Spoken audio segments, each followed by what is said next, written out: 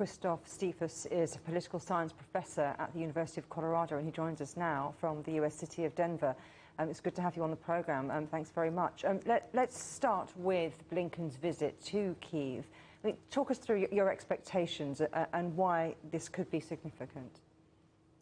Well, I think it's quite significant. The United States has already shown that it is in full support of Ukraine, but this visit will actually signal that the US will not waver. Kiev will be delighted, of course, is delighted about this visit. And I'm sure that heavy weapons will be provided. So this is a significant visit for sure. We're 2 months on since the conflict began. How do you judge what's been happening? Are you surprised by the direction things have gone in and the way the conflict has developed? I've been surprised. I expected a quick end of the war means Russia would win. But we all overestimated the Russian army and we underestimated the Ukrainian resolve in standing together against this war of aggression. And we also probably underestimated how united the West would be in supporting Ukraine, providing these weapons, imposing sanctions on Moscow. So this has gone a little bit different than I thought, though I expected war crimes to be committed the moment Russia is not making any advances. And unfortunately, this is exactly what we see right now. You talk about how the West have mobilized. In terms of those economic sanctions against Russia, are they starting to hurt?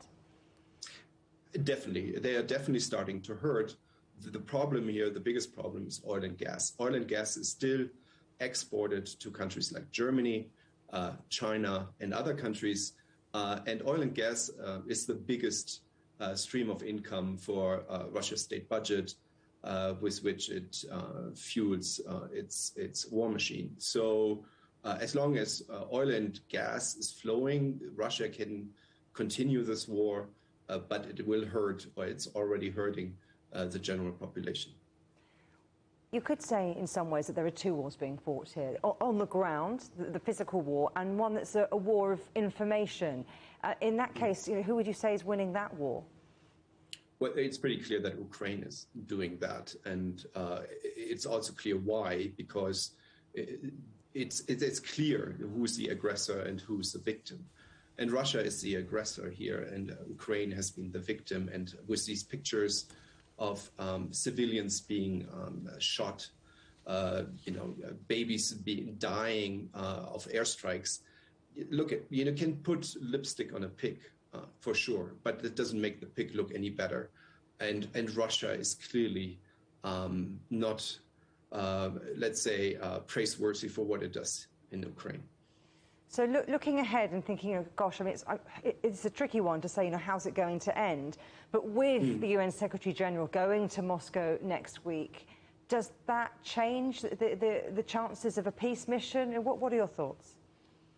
I don't think so. So many heads of states have already visited Moscow, talked to Putin, and nothing has come out of it. So why would Guterres make a difference here? I don't see it. And the situation is bad, right? I mean, there's very little room for compromise. Putin needs a victory in some form or another. I think right now for him, the victory is to take the east, the south, and get a corridor all the way down to Transnistria in Moldova. And that is the minimum victory that he needs. On the other hand, of course, Ukrainians don't want to give up their access to the Black Sea. And give up cities like Odessa, which have such an historical, there are such a historical importance to the Ukrainians.